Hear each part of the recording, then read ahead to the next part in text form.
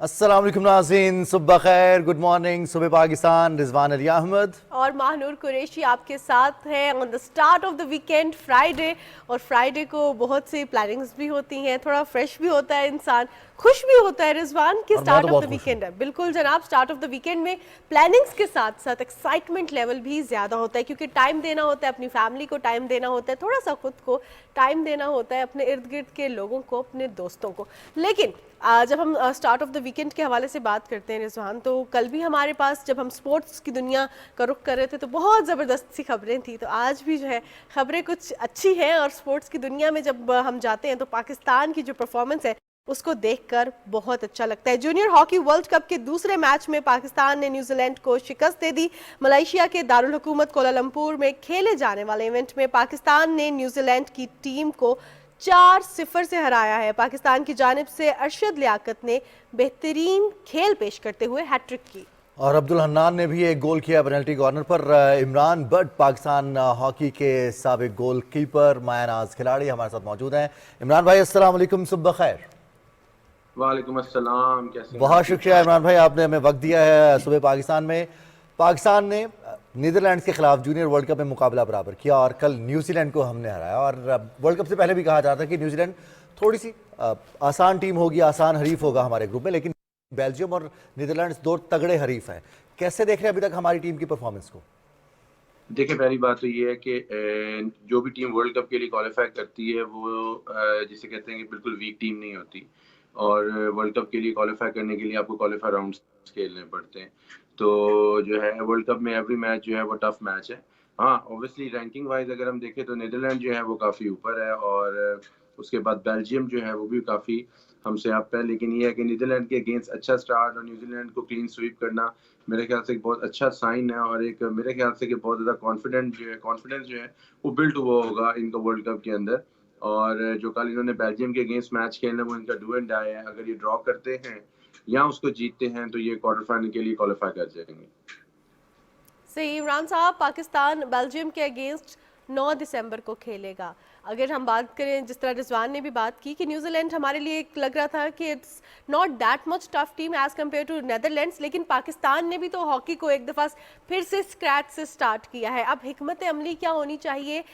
Over confident players ना हो, या जो आपको बॉडी लैंग्वेज लग रही है वो कैसी लग रही है कि नेक्स्ट मैचेस में क्या गेमिंग स्ट्रैटेजी होनी चाहिए? देखिए, पहली बात तो ये है कि अगेंस्ट बेल्जियम एक स्ट्रक्चर टीम है और वो बहुत स्ट्रक्चर में हॉकी खेलती है। और न्यूजीलैंड के अगेंस्ट आपको स्पेसेस काफ़ी ओपन मिली है क्योंकि उनका स्ट्रक्चर इतना अच्छा नहीं है। और अगर आप चले जाएँ हॉलैंड के अगेंस्ट आपने 2-0 डाउन से वापस अपने आप को कमबैक किया और 3-3 ड्रॉ के ऊपर मैच को फिनिश किया। और अगेंस्ट बेल्जियम मेरे ख्याल से कि एक प्रेशर गेम होगी, हमेशा प्रेशर में हम लोग सफ़र करते हैं। तो मेरे ख्याल से प्लेयर्स को प्रेशर नहीं लेना चाहिए क्योंकि इसमें काफ़ी सीज़न्स प्लेयर वो हैं जो सीनियर टीम की तरफ से खेलते आ रहे हैं। तो वो एक कॉन्फिडेंस जो है वो उनके अंदर ज़्यादा होना चाहिए, क्योंकि अगर आप देखें तो दूसरी टीमों के अगेंस्ट उनमें सीनियर्स प्लेयर कम है, लेकिन हमारी टीम में वो प्लेयर्स काफ़ी ज़्यादा जो सीनियर्स को कॉमनवेल्थ गेम्स में अच्छे इवेंट्स में रिप्रेजेंट कर चुके हैं। तो मेरे ख्याल से बेल्जियम के अगेंस्ट भी पाकिस्तान को एज होगा। तो इमरान भाई, अभी गुज़िश्ता कुछ अरसे में हम देख रहे हैं कि गुज़िश्ता चंद माह के दौरान पाकिस्तान में नेशनल लेवल पर हॉकी के कुछ मुकाबले मुनाकिद करवाए गए, और उसमें हम अगर जिक्र करें उन इदारों का जिन्होंने हॉकी को प्रमोट करने के लिए, स्टेबलाइज करने के लिए एटलीस्ट इनिशिएटिव्स लिए। फिर वज़ीर आज़म ने भी हॉकी में अपने इंटरेस्ट का इजहार किया। टर्निंग पॉइंट है हमारे लिए, हम जूनियर वर्ल्ड कप से ही अगले वर्ल्ड कप की और अगले ओलंपिक्स की तैयारी कर सकते हैं। हमारे पास इतना पोटेंशियल मौजूद है प्लेयर्स में। देखिए, पहली बात तो ये है कि जो प्राइम मिनिस्टर ने की है जो हमारे केयर टेकर प्राइम मिनिस्टर हैं जिन्होंने और उससे पहले जो शहबाज शरीफ थे उन्होंने जो है वो एक प्रोग्राम लॉन्च किया था जिसमें हॉकी भी थी। मेरे ख्याल से वो चीज़ें तो अपनी जगह पे हैं, लेकिन हमें जो एक लीग है वो ऑर्गेनाइज़ करनी चाहिए जिसकी सपोर्ट गवर्नमेंट की तरफ से होनी चाहिए। अगर वो लीग ऑर्गेनाइज़ होगी तो आपको एक बैकअप और एक फाइनेंशियली सपोर्ट की वजह से प्लेयर्स अच्छे मिलेंगे।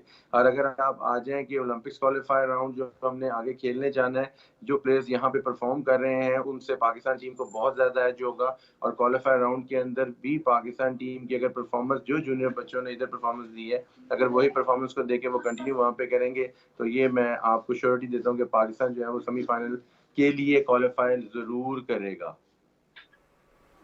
सही। इमरान बट आप खुद भी हॉकी के साबिक गोलकीपर रहे हैं, बीइंग अ स्पोर्ट्समैन आपको खुद भी इस चीज़ का आइडिया होगा कि जो शुरू की अच्छी परफॉर्मेंस या जो शुरू की अच्छे आप देखते हैं कि आप जीत रहे हैं, अच्छा आप परफॉर्म करें, ये खिलाड़ियों के लिए भी बहुत ज़्यादा फायदेमंद साबित होते हैं, जिस तरह आपने मेंशन किया कि कॉन्फिडेंट होते हैं। लेकिन अगर हम हॉकी के हवाले से बात करें, for building a structure of hockey कितना ज़रूरी है लीग्स, कितना ज़रूरी है स्पॉन्सरशिप, कितना ज़रूरी है इंटरनली इसको स्ट्रॉन्ग करना? देखिए, ये सब चीज़ें बहुत ज़रूरी हैं। अगर आप चाहते हैं कि वर्ल्ड हॉकी में आपने सर्वाइव करना है, तो फाइनेंशियली सपोर्ट्स बहुत ज़रूरी हैं। यानी कि जिससे मल्टीनेशनल कंपनीज़ को इन्वॉल्व होना चाहिए और एक लीग स्ट्रक्चर बनाना चाहिए, जिससे आपकी क्रिकेट की पीएसएल हो रही है। अगर आप देखें हॉकी में, अगर यही इन्वेस्टमेंट अगर आप उसकी 50% भी करेंगे, तो बाहर से फॉरेनर प्लेयर्स आएँगे, उनके साथ प्लेयर्स खेलेंगे। जितनी हॉकी खेली जाएगी, उतना प्लेयर्स के अंदर कॉन्फिडेंस पैदा होगा। तो मेरे ख्याल से ये बहुत ज़रूरी है, अगर आपने अपनी हॉकी को दोबारा सर्वाइव करना है और अपनी हॉकी को रिवाइवल देखना चाहते हैं और वर्ल्ड हॉकी में आप कम्पीट करना चाहते हैं। ये मत भूलें कि जिस सिनेरियो में ये प्लेयर्स वहाँ पे जूनियर वर्ल्ड कप खेल रहे हैं और जितने मैचेस इनको मिले हैं, उस हिसाब से मेरे ख्याल से जो ये परफॉर्मेंस दे रहे हैं, तो इनकी आउटस्टैंडिंग परफॉर्मेंस है। अगर हम दूसरे कंट्रीज़ को देखते हैं, तो उनके उनके पूरे साल के कैलेंडर्स हैं, उनके प्लान्स हैं और हम अगर अपने आप को देखते हैं, तो हमने साल में 3 से 4 इवेंट्स खेलने होते हैं और उसके हिसाब से भी हम वर्ल्ड टीम्स को कम्पीट कर रहे हैं और उनको टफ टाइम दे रहे हैं और जीत रहे हैं। तो मेरे ख्याल से बहुत बड़ी अचीवमेंट है पाकिस्तान प्लेयर्स की। तो इमरान भाई, जब आप हॉकी खेलते थे और उससे कबल भी हम देखते थे कि बायलैटरल सीरीज हुआ करती थी, टेस्ट सीरीज हुआ करती थी, हॉकी की इंटरनेशनल टीम्स पाकिस्तान ट्रैवल करती थी या पाकिस्तान ट्रैवल करता था। अब हम देख रहे हैं पाकिस्तान ने गुज़िश्ता चंद बरसों में टेस्ट सीरीज नहीं खेली, चाहे वो जूनियर लेवल पर हो या सीनियर लेवल पर हो। फिर हमारे प्लेयर्स लीग्स में उस तरह से नहीं उनको चांस मिलता। पाकिस्तान हॉकी फेडरेशन की जानिब से, पाकिस्तान स्पोर्ट्स बोर्ड की जानिब से और दीगर इदारे जो कि इस पर इन्वॉल्व होते हैं, उनको क्या इक़दाम करने चाहिए कि हमारे प्लेयर्स, ख़ासतौर पर हॉकी फेडरेशन क्या कर सकती है कि हमारे प्लेयर्स को एक्सपोजर मिले? जैसे आपने कहा कि एक्सपोजर मिलेगा तो ही परफॉर्म करेंगे। देखिए, पहली बात तो ये है कि टीम्स को पाकिस्तान आना चाहिए। अगर क्रिकेट पाकिस्तान में हो रही है, तो हॉकी क्यों नहीं हो सकती? उसके लिए गवर्नमेंट को थोड़ा-सा सिक्योरिटी रीज़न्स को क्लियर करना पड़ेगा, क्योंकि उसके लिए फेडरेशंस भी जो हैं, वो पाकिस्तान हॉकी फेडरेशन भी जो है इसके ऊपर सोच रही है, प्लान कर रही है। जब तक हम अपने मुल्क में हॉकी नहीं खेलेंगे, तो जिसे कहते हैं कि हॉकी का इंटरेस्ट बढ़ेगा नहीं और क्रिकेट जो है वैसे भी कमर्शियलाइज़्ड गेम है, उसका हम हॉकी के साथ कंपैरिज़न नहीं कर सकते। और अगर हॉकी को देखा जाए, तो पाकिस्तान में पहले टेस्ट सीरीज़ होती थी, हम खुद अपनी ग्राउंड्स में खेले हुए हैं अगेंस्ट इंडिया और अगेंस्ट दूसरी फॉरेनर टीम्स आती थी। लास्ट पाकिस्तान में जो इवेंट हुआ हुआ है, 2004 चैंपियंस ट्रॉफी हुई हुई है और उसके बाद हमारे मुल्क में टेस्ट सीरीज़ हुई हुई है लास्ट इन 2006। तो मेरे ख्याल से बहुत अरसा बीत गया कि पाकिस्तान में हॉकी दोबारा ऑर्गेनाइज़ नहीं हुई। तो मेरे ख्याल से इसके ऊपर ज़रूर सोचना चाहिए, क्योंकि स्पॉन्सर्स भी तभी आएँगे और पाकिस्तान जब अपने मुल्क में खेलेगा और जिस तरह एक प्लेयर्स के अंदर चार्म होता है अपने होम ग्राउंड में खेलना, तो ये सब चीज़ें बहुत मैटर करती हैं, इंटरेस्ट पैदा करती हैं। तो मेरे ख्याल से हॉकी पाकिस्तान में वापस आनी चाहिए। तभी मल्टीनेशनल कंपनीज़ आएँगी, तभी स्पॉन्सर्स आएँगे और तभी आपकी हॉकी जो है वो बूस्ट होगी। सही। इमरान आप खुद भी हॉकी प्लेयर रहे हैं, तो बीइंग अ प्लेयर आप बॉडी लैंग्वेज प्लेयर्स की समझ जाते हैं। मुझे ये बताइएगा कि पाकिस्तान में फ्यूचर कैसे देख रहे हैं आप हॉकी का? एक चीज़ तो आपने मेंशन कर दी कि क्रिकेट के साथ इसका कंपैरिजन नहीं है, कमर्शियलाइज्ड गेम है वो। आपको क्या लगता है कितनी एफर्ट, कितना टाइम रिक्वायर्ड है कि हॉकी भी जो है एक कमर्शियलाइज्ड गेम कंसीडर हो पाकिस्तान में? देखिए, सबसे ज़्यादा इम्पोर्टेंट यही है कि लीग ऑर्गेनाइज़ करना, क्योंकि पाकिस्तान में लीग ऑर्गेनाइज़ होगी, फॉरेनर्स प्लेयर आएँगे, लाइव टेलीकास्ट होगा टीवी के ऊपर और मल्टीनेशनल कंपनीज़ की इन्वॉल्वमेंट होंगी, फिर एक स्ट्रक्चर बनेगा, प्लेयर्स में इंटरेस्ट पैदा होगा, क्योंकि अभी देखें जॉब्स हैं नहीं, जॉब्स गवर्नमेंट ने बंद कर दी हुई हैं। पहले हॉकी में सबसे पहले कस्टम्स होता था, पीआईए होता था उसके अलावा आप चले जाएँ बी बैंक सेक्टर्स होते थे, तो प्लेयर्स को एक इंटरेस्ट होता था कि यस, हम पाकिस्तान की तरफ से रिप्रेजेंट करेंगे, तो हमें एक अच्छा डिपार्टमेंट मिल जाएगा, एक अच्छा डेज़िग्नेशन मिल जाएगा, जो हमारी हॉकी के बाद जो है हम उस जॉब पे जाएँगे। लेकिन अब जो सिनेरियो चल रहा है, जॉब्स अपॉर्च्युनिटीज़ तो खत्म हो गई हैं, तो आपने अगर प्लेयर को इस तरफ लेके आना है, तो आप उसको क्या इंटरेस्ट शो करेंगे? अगर उसको पता होगा कि यस, मैं पाकिस्तान टीम को रिप्रेजेंट करूँगा, मैं लीग खेलूँगा, मैं फाइनेंशियली स्ट्रॉन्ग होऊँगा, क्योंकि अब देखिए, अगर आप ओवरऑल सिनेरियो देखें, तो जब हम लोग खेल रहे थे, तो हम लोग फॉरेन कंट्रीज़ लीग खेलने भी गए हैं। तो जो लीग खेलने से आप फाइनेंशियली सपोर्ट लेते हैं, वो आपको बहुत बेनिफिट्स देते हैं। तो इसीलिए अगर आप ये चीज़ें चाहते हैं, प्लेयरों का इंटरेस्ट चाहते हैं, पाकिस्तान में हॉकी में दोबारा प्लेयर्स का पूल चाहते हैं और लोगों में इंटरेस्ट पैदा हो, तो उसके लिए आपको सबसे पहले नीचे ग्रास रूट लेवल के ऊपर आपको एक ऑर्गेनाइज़ करने पड़ेंगे, अच्छे इवेंट्स ऑर्गेनाइज़ करने पड़ेंगे, जिनमें प्लेयर्स को फाइनेंशियली सपोर्ट करना पड़ेगा और ये सब कुछ गवर्नमेंट की सपोर्ट के बगैर नहीं हो सकता। तो प्राइम मिनिस्टर ऑफ पाकिस्तान जो केयर टेकर हैं इस वक्त, उनसे मेरी यही रिक्वेस्ट है कि हॉकी की तरफ खास तौर पे ज़्यादा से ज़्यादा तवज्जो दें और इनको फाइनेंशियली सपोर्ट करें। जो आज भी प्लेयर्स गेम में जो वर्ल्ड कप खेल रहे हैं, आई डोंट नो कि उनकी डेली अलाउंसेस भी क्लियर अभी तक हुए हैं नहीं हुए हैं। तो इस चीज़ की तरफ तवज्जो देनी चाहिए ताकि वो प्लेयर्स अगर पाकिस्तान के लिए एफर्ट कर रहे हैं और पाकिस्तान के लिए खेल रहे हैं तो उनको उसका पे बैक भी मिलना चाहिए।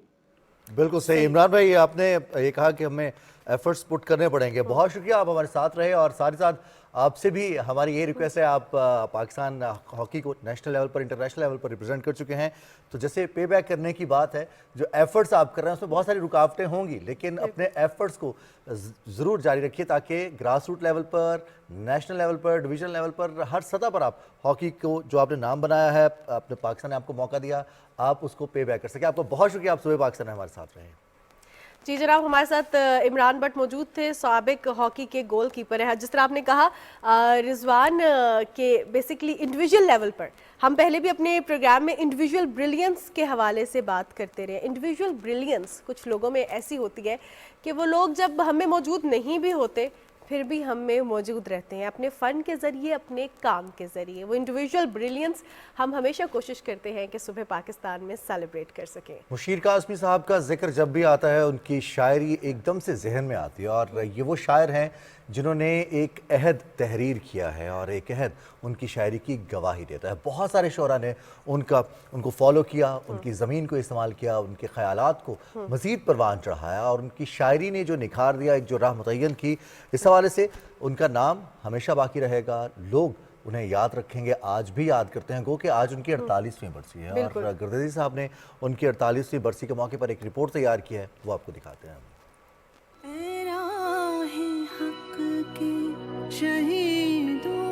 वफा की तस्वीरों, तुम्हें वतन की हवाएं सलाम कहती हैं। 1965 की जंग के शोदाए वतन के लिए खराज अकीदत पर मबनी ये नगमा जब लोगों की समातों से टकराया तो पूरी कौम का दिल अपने शहीदों के लिए अकीदत और मोहब्बत से भर गया। इस लाजवाल कौमी नगमे के खालिक सैयद मुशीर काज़मी 22 अप्रैल 1924 को पटियाला में पैदा हुए। शायराना मजाज और तख्लीकी सोच के हामिल मुशीर काज़मी ने फिल्मी सनत का रुख किया। जल्द ही वो अपने जज्बों से लबरेज और सोज़ो गदाज से भरी शायरी के बायस सफ़े अव्वल के फिल्मी नगमा नगार बन गए। 1952 में फिल्म दुपट्टा के शाकार गीतों से इनके फन का डंका पूरे मुल्क में बजने लगा। मुशीर काज़मी एक वर्सटाइल पोइट थे, शायर थे, और आगाज़ शायरी उनका गीत निगारी से होता है। उन्होंने बहुत मधुर गीत लिखे जो आज भी लोगों की दिलों की धड़कन है। मसलन उनके चंद गीत जो मारूफ गीतों में चांदनी रातें, तुम ज़िंदगी को गम का फसाना बना गए, आँखों में इंतज़ार की दुनिया बसा गए, शिकवा न कर गिला न कर, ज़माने में रह कर रहे हम अकेले, लाल मेरी पत रखियो भला झूले लालन। ये खुसूसन कौमी नज़मों के साथ साथ 1971 में जब सकूत ढाका का सानहा हुआ तो मुशीर काज़मी ने दिलसोज़ नज़में कहीं, जिनमें सरे फ़रिस्त उनकी नज़म क़ब्र इक़बाल पर आती है। ये तमाम नज़में जो हैं मुशीर काज़मी की गीत, कौमी नज़में और अहले बैत से के सिलसिले में जो उन्होंने कलाम लिखा, इस कुलियात मुशीर काज़मी में मौजूद है।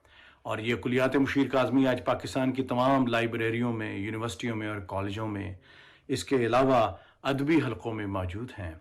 1952 से लेकर अपनी वफात तक मुशीर काज़मी ने सैकड़ों यादगार फिल्मी गीत लिखे। हर एक ने मकबूलियत की बुलंदियों को छुआ। उनके नगमात उस दौर में फिल्म की कामयाबी की अलामत समझे जाते थे।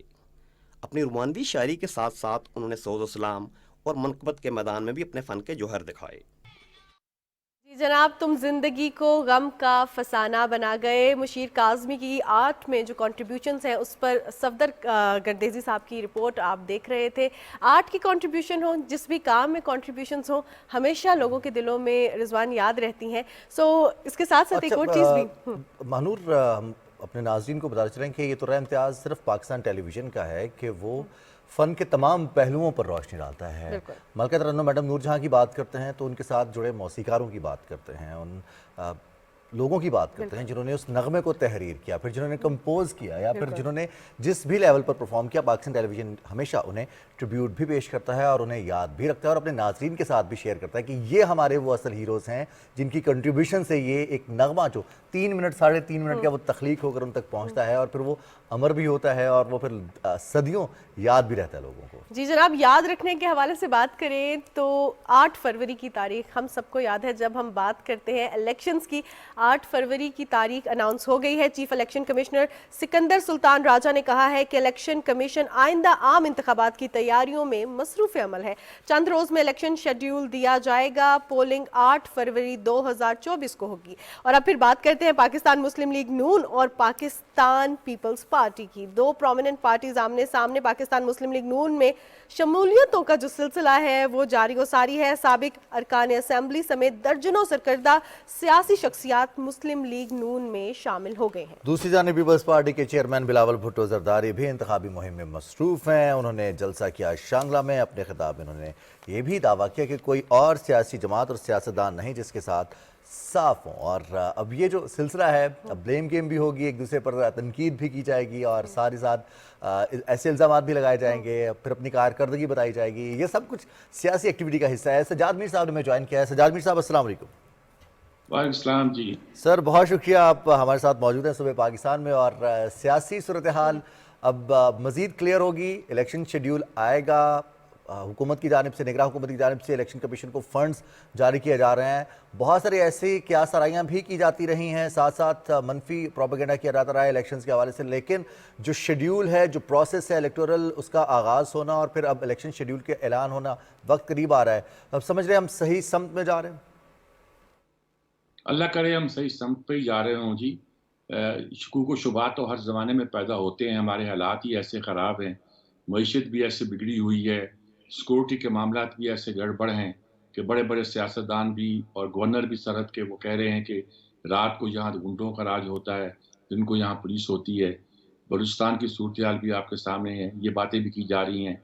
मईशत बेहतर होनी शुरू हुई है, ख़ास तौर पर स्टॉक एक्सचेंज 65,000 की हदूद को क्रॉस करने वाला है, बहुत एक पॉजिटिव साइन है। और ये भी लग रहा है कि हमारे दूसरे मामलात, डॉलर की कीमत भी जो है काबू में है, महंगाई भी की कदरे कदरे कदरे जिसका कहा जा सकता है कम होना शुरू हुई है।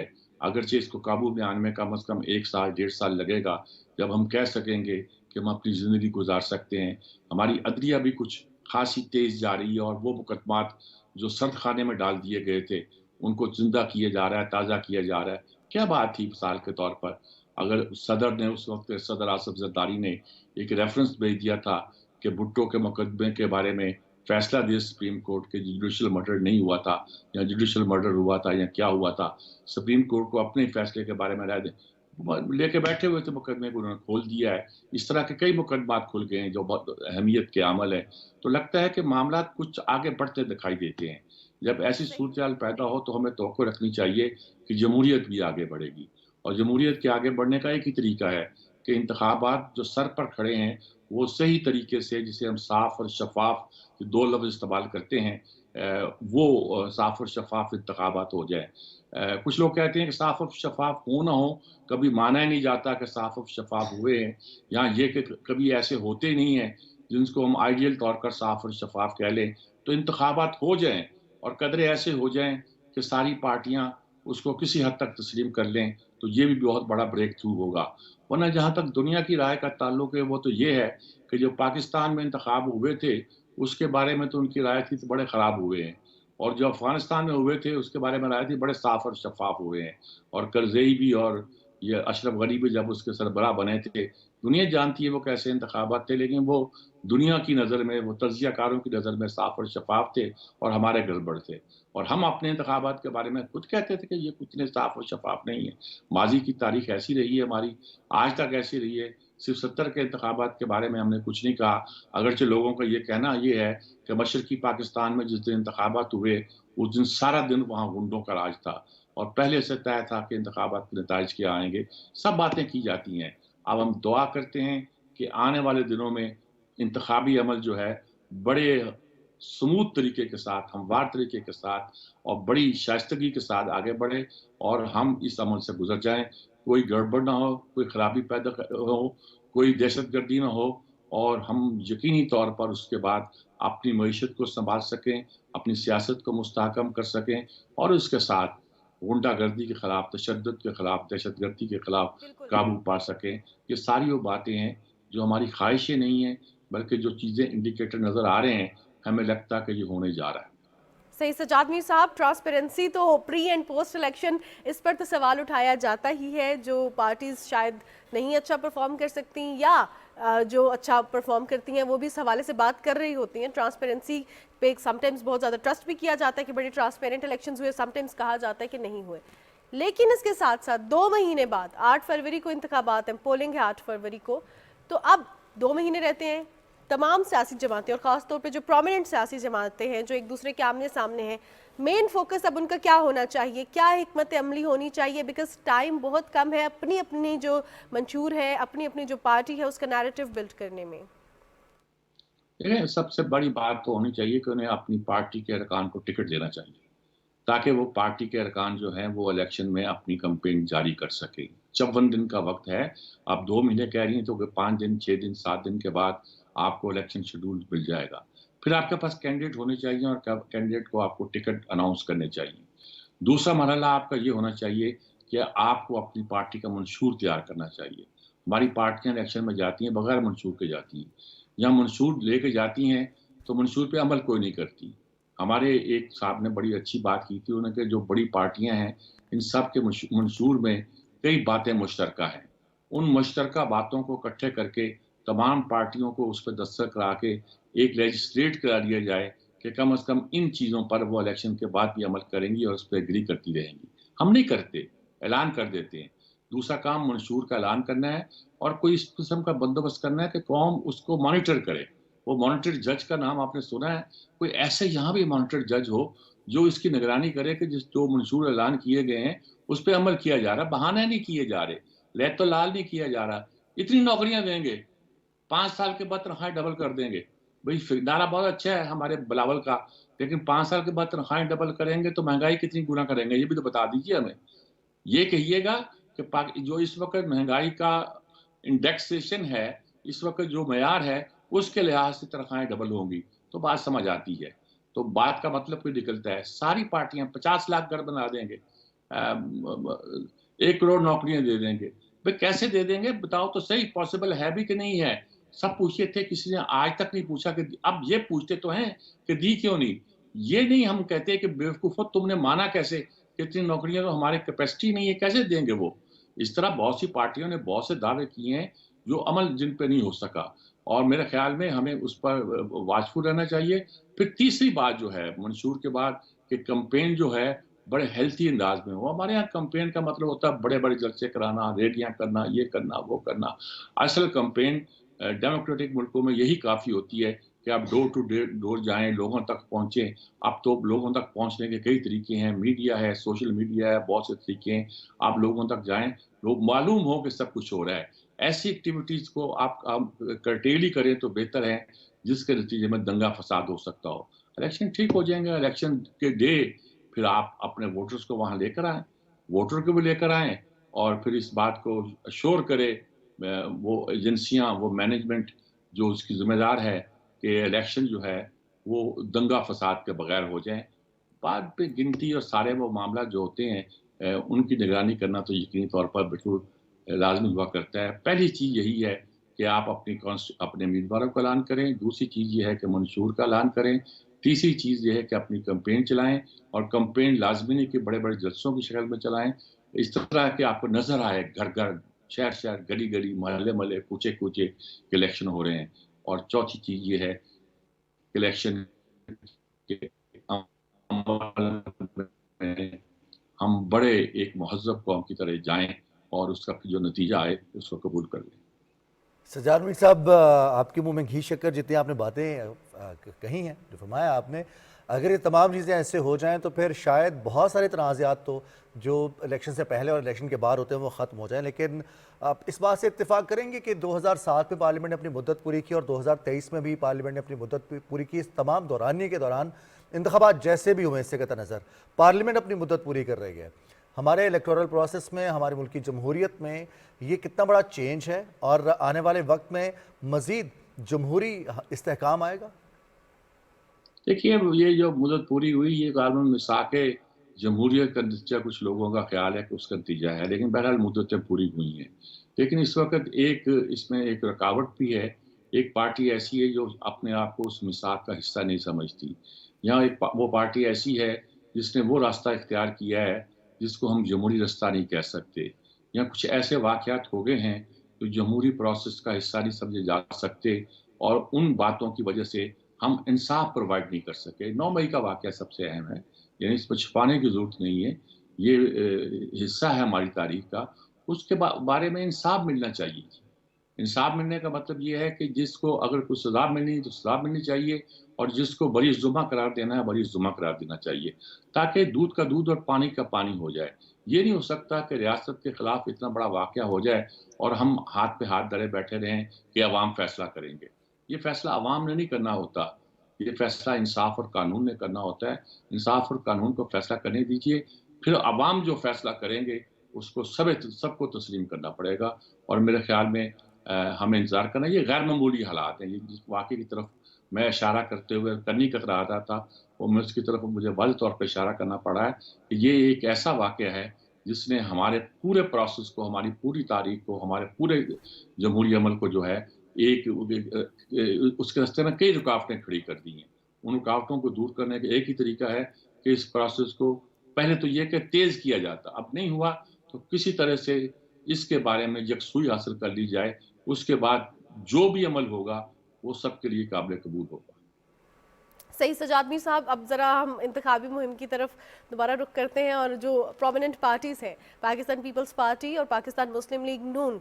पाकिस्तान मुस्लिम लीग नून ने डिफरेंट चैम्बर ऑफ कॉमर्स के जो अरकान थे उनके साथ खिताब किए। पाकिस्तान पीपल्स पार्टी टारगेट करती है वर्किंग क्लास को, जो कि बिज़नेस नहीं कर रही होती, जॉब कर रही होती है, तनख्वाहों के हवाले से बात करती है, और ये समझा भी जाता है कि जो जॉब करने वाले लोग हैं वो सपोर्ट कर रहे होते हैं पाकिस्तान पीपल्स पार्टी को, और जो बिज़नेस माइंडसेट के लोग हैं, क्या बिज़नेस में फ़ायदा होता है तो पाकिस्तान मुस्लिम लीग नून जो है उनको टारगेट कर रही होती है। ये आम समझा जाता है हमारे माशरे में। इसी तरह इस्तेहकाम है पाकिस्तान पार्टी, कौन कौन सी जो ज़रूरी है ख़ास तौर पे कि जो पॉलिटिकल पार्टीज़ ट्रेडिशनली करती आई हैं, ट्रेडिशनली जिन सेगमेंट्स को टारगेट करती आई हैं, उनसे निकल कर दूसरे सेगमेंट्स को टारगेट करें, ना सिर्फ टारगेट करें बल्कि उनके लिए एक प्रॉपर्ली सेटअप भी तैयार करें, उनके लिए प्रॉपर्ली एक मैकेनिज्म भी तैयार करें। और ख़ास तौर पे अब आप पाकिस्तान जो इस्तेहकाम है पाकिस्तान पार्टी है उसका किस रुख पे देख रहे हैं, उसकी समत किस तरफ जा रही है? इस्तेहकाम पाकिस्तान पार्टी की तो जो ज़्यादा बुनियाद है वो इलेक्टेबल पर है। वो जिस इलाके में मकबूल है या जिस इलाके में उसकी जड़ें हैं, वहाँ के लोग जो हैं, इलेक्टेबल का मतलब ये नहीं होता जी को कोई अल्लाह की तरफ से वो मुंतखब हो जाते हैं या कोई उन्हें मुंतखब करा देता है।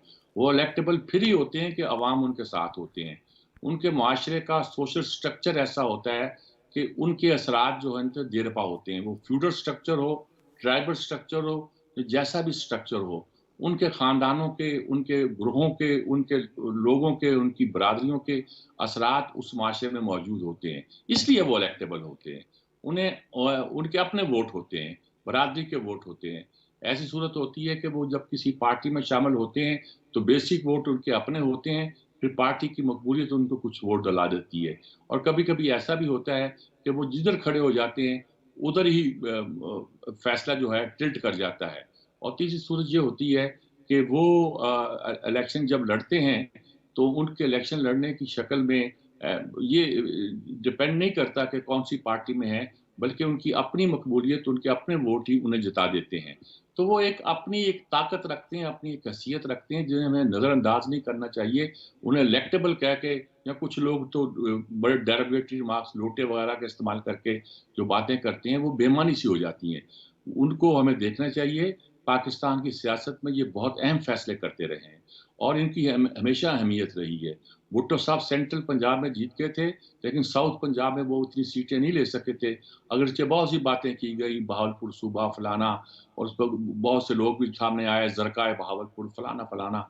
मैं अब पूरी तारीख नहीं सुनाना चाहता, लेकिन उसका रिजल्ट क्या निकला? रिजल्ट निकला कि वहाँ वो जो सीटें आई वो ज़रा अलग तरह से आई। और उसने पाकिस्तान के बगरी पाकिस्तान के मजाज को अलग तरह से डिटरमिन किया। तो इस वक्त भी यही सूरत हाल है। बलूचिस्तान की सीटें, साउथ पंजाब की सीटें, इनको हमें और तरह जज करना पड़ेगा, और तरह देखना पड़ेगा, मंशूर की नज़र से नहीं देखना पड़ेगा, इनको पार्टियों के जो प्रोग्राम है उनके हवाले से नहीं देखना पड़ेगा, बल्कि इस हवाले से देखना पड़ेगा कि वहाँ जो बाअसर लोग हैं उनका टिल्ट किस तरफ है, और उन बाअसर लोगों की वहाँ इस वक्त अहमियत क्या है, और वो कितने % वोट अपने असर की वजह से हासिल कर सकते हैं, और कितने % वोट उनको किसी खास पार्टी की हमायत की वजह से मिल सकते हैं। इनकी तजिया बहुत डिफरेंट अंदाज में किया जाएगा। सज्जाद मीर साहब, लास्ट में आपका कमेंट चाहेंगे कि क्या इस दफ़ा सियासी जमातों को ज़्यादा मेहनत की ज़रूरत पड़ेगी अपने वोटर्स को इंगेज करने के लिए? नहीं, मेरा ख्याल है ज़्यादा नहीं पड़ेगी। अगर पड़ेगी तो इसलिए पड़ेगी कि कुछ वोटर तय किए बैठे हैं कि कुछ हो जाए, हमने फ़लाँ पार्टी को वोट देने या फ़लाँ पार्टी को वोट देने हैं। तो ऐसी सूरत में लाजमी होगा सारी पार्टियां सब वोटरों को निकालें, जिसके नतीजे के तौर पर हर पार्टी जब ज़्यादा वोटर्स को निकालती है तो उसे ये यकीन होता है कि उसके जो हल्का असर के लोग हैं वो ज़्यादा पोलिंग स्टेशन पर पहुंचेंगे और ज़्यादा वोट डालेंगे। ऐसा हो जाएगा तो अच्छा ही है जी। ये खामोशी से इंतखाबात हो जाते हैं तो लोग कहते हैं जी बस इतने % वोट पड़े और ये तो फेयर इलेक्शन ही नहीं है। ज़्यादा अगर आपके लोग पोलिंग स्टेशन पर जाएंगे तो उतना ही एतबार इलेक्शन का पैदा होगा जी। बिल्कुल सही, बहुत शुक्रिया सजाद मीर साहब। सीनियर सहाफ़ी सजाद मीर साहब हमारे साथ प्रोग्राम में मौजूद, सियासी सूरत हाल पर गुफ्तगू कर रहे थे। 8 फरवरी इलेक्शन की तारीख अनाउंस हो गई है, और क्या हो रहा है और पाकिस्तान? सज्जाद मीर साहब ने जो बात की थी कि पाकिस्तान की सिक्योरिटी सूरत हाल या मुआशी सूरत हाल के हवाले से, तो इस दौरान हमारे नाज़रीन जानते हैं बहुत सारे ऐसे मुल्क हैं, बहुत सारे ऐसे हमारे दुश्मन मुल्क हैं जो पाकिस्तान में इस्तेहकाम नहीं चाहते, पाकिस्तान को गैर मुस्तहकम करना चाहते हैं। इसके लिए वो साजिशें भी करते रहते हैं, पाकिस्तान के हवाले से प्रोपेगेंडा भी किया जाता है, मिस इन्फॉर्मेशन भी फैलाई जाती है। लेकिन हमने इंशाल्लाह 8 फरवरी को इलेक्शंस के दिन इलेक्शंस को कामयाब बनाकर न सिर्फ अपने वोटर होने का हक अदा करना है, बल्कि इस प्रोसेस के ऊपर अपने एतमाद का इजहार भी करना है। जी जनाब, सो अब वक्त हुआ है न्यूज़ अपडेट का, उसके बाद वापस आते हैं और कंटिन्यू करते हैं सुबह पाकिस्तान।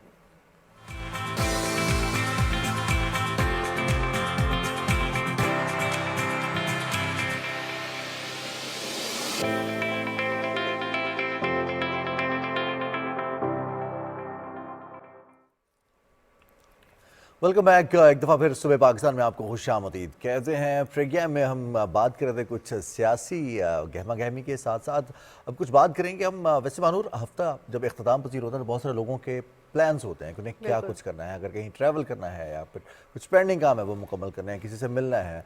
अब तो खैर दिसंबर का महीना है और कहा जाता है कि नवंबर दिसंबर में शादियां बहुत ज़्यादा होती हैं पाकिस्तान में। बिल्कुल जनाब, शादी सीज़न कंसीडर किया जाता है और इस शादी सीज़न की वजह से हर तरफ वीकेंड पे रश भी बहुत ज़्यादा होता है और जो गहमा गहमी है वो भी हम देख रहे होते हैं। मार्केट्स के अलावा भी जो हमारे इर्द गिर्द के रिलेटिव्स, फ्रेंड्स और इर्द गिर्द हम अपने गली मोहल्लों में भी देख रहे होते हैं, जो शादियों की लाइटिंग और जो शादियों की ज़ोरदार आवाज़ें आपको आ रही होती है ना, गानों की, ढोल और क्या बात बाकी म्यूजिक भी चलता है। वेल जी, अब ढोल की बात हुई है तो कुछ हम खुशी की बात ये करेंगे कि हमारे पास आज स्टूडियोज़ में, हमारे कराची स्टूडियोज़ में हमारे साथ गेस्ट मौजूद होंगे और तारुफ उनका ये है कि वर्ल्ड स्क्रैबल चैम्पियन हमारे साथ हैं बिलाल आशिर और उनके साथ हैं director youth program Pakistan scrabble association Tariq Parvez साहब।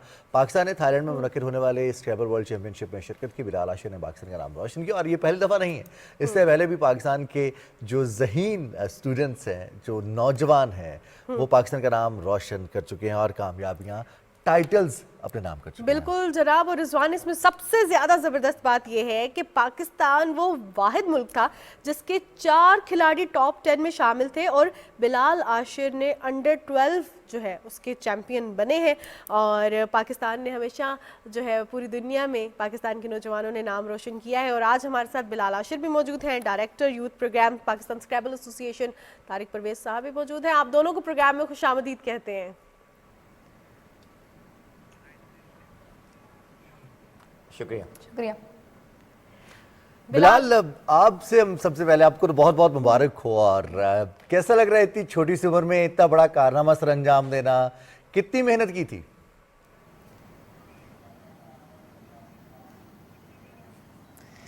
सबसे पहले तो बहुत खुशी हो रही है और इसमें मेहनत भी बहुत थी क्योंकि आप पूरी दिन रात बैठ के स्क्रैबल की तैयारी करें। वो एक उसका प्लेटफॉर्म होता है जायज़वा, तो उस पर आप तैयारी करते हैं, वर्ड्स करते रहते हैं। तो पहले तो उसकी बहुत अच्छी गाइड होना आपका बहुत बड़ी बात होती है, और दूसरा आप उसके ऊपर इतना टाइम वेस्ट मतलब लगा रहे हैं तो उसमें भी आपको मतलब बहुत एनर्जी यूज़ होती है और आपका बहुत वक्त चाहिए होता है उसके लिए भी। अच्छा बिलाल, ये बताइएगा कि जिस तरह आपने कहा कि तैयारी कर रहे थे, कुछ बच्चों को बचपन से ही शौक होता है, हम भी फ़ोन पे जब फ्री टाइम में होता है तो स्क्रैबल और ये जो वर्ड गेम्स होती हैं ये खेल रहे होते हैं। कितने साल के थे आप जब आपने इस तरह की वर्ड गेम्स खेलना स्टार्ट की?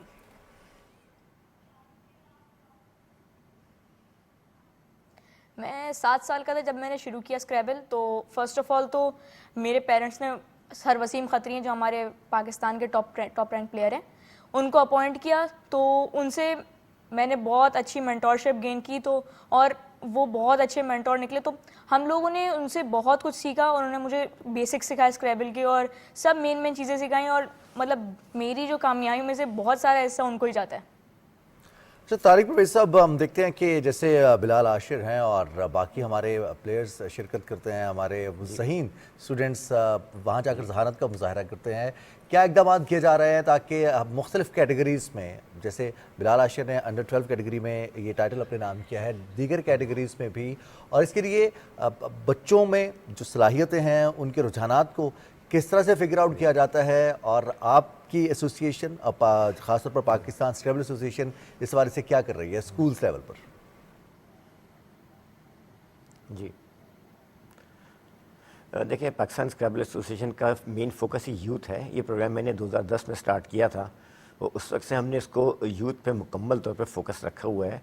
हमारे पास हर उम्र के बच्चे पाइपलाइन में इतनी बड़ी तादाद है जितनी पूरी दुनिया में किसी के पास भी नहीं है। अभी वर्ल्ड यूथ चैम्पियनशिप हुई है, इसमें हर कैटेगरी में हमारे प्लेयर ने हिस्सा लिया है, हर कैटेगरी में हमने कोई ना कोई पोजीशन हासिल की है। बल्कि पिछले 10 सालों में जितने इनामात पाकिस्तान ने जीते हैं, जितने वर्ल्ड टाइटल पाकिस्तान ने जीते हैं, इतने दुनिया में कभी किसी मुल्क ने नहीं जीते। अभी अंडर 8 की कैटेगरी में भी हमारे एक प्लेयर ने अफ़ान सोहेल ने सेकंड पोजीशन हासिल की है। बिलाल एशियन चैम्पियनशिप में भी अंडर 12 के चैम्पियन रहे हैं, अंडर 10 हम चैम्पियन रहे हैं। जितनी भी कैटेगरी हैं तमाम कैटेगरीज में हम चैम्पियन रह चुके हैं। और इसीलिए इनसे पिछले जो हमारे यूथ वर्ल्ड चैम्पियन थे सैयद इमाद अली, उन्होंने यूथ में इतने बड़े टाइटल जीते हैं जितने आज तक किसी ने नहीं जीते होंगे। वो इस टीम के कोच थे और उन्होंने इन सबको कोच किया और बड़ी तैयारी के साथ गए थे। ये तारिक परवेज़ साहब, पाकिस्तान स्क्रैबल एसोसिएशन के हवाले से हमें बताइएगा कि इसका किस तरह की कारकर्दगी होती है, किस तरह टैलेंट हंट किया जाता है, स्कूल्स के साथ कोलैबोरेशन होती है या इंडिविजुअली भी कोई अगर अच्छा स्क्रैबल का प्लेयर है, सीखना चाहता है, मेंटोरशिप चाहता है तो वो रजिस्ट्रेशन करवा सकता है, और अगर करवा सकता है तो उसका क्या मैकेनिज्म है, क्या तरीका है इसका?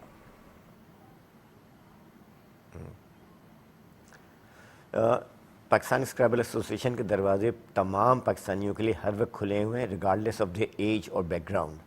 हमारा यूथ प्रोग्राम तो बहुत ही एक्टिव है, लेकिन बाकी उम्र के लोगों के लिए भी बहुत ज़्यादा मौक़े हैं। मैं ख़ुद भी स्क्रैबल का प्लेयर हूँ। हमारे तकरीबन 80 साल से ज़्यादा उम्र के बहुत से लोग, ख़वातीन, रिटायर्ड लोग भी खेलते हैं, नौजवान भी खेलते हैं, छोटे बच्चे भी खेलते हैं। टैलेंट हंट के लिए हम हर साल के शुरू में इंटर स्कूल चैम्पियनशिप कराते हैं, जो कि इस साल भी जनवरी की 27-28 को होगी। इस चैम्पियनशिप में तकरीबन कोई 2000 के करीब स्टूडेंट्स पूरे पाकिस्तान से हिस्सा लेते हैं। उसके बाद उसमें से हम तकरीबन कोई 200 के करीब बच्चों को पिक करते हैं बेस्ड ऑन देयर परफॉर्मेंस। उनको फिर हम पूरा साल ट्रेनिंग देते हैं। उसमें से साल के आखिर में जो वर्ल्ड यूथ चैम्पियनशिप होती है उसमें हम टीम सेलेक्ट करते हैं, और ये टैलेंट हंट का सिलसिला पूरा साल जारी रहता है।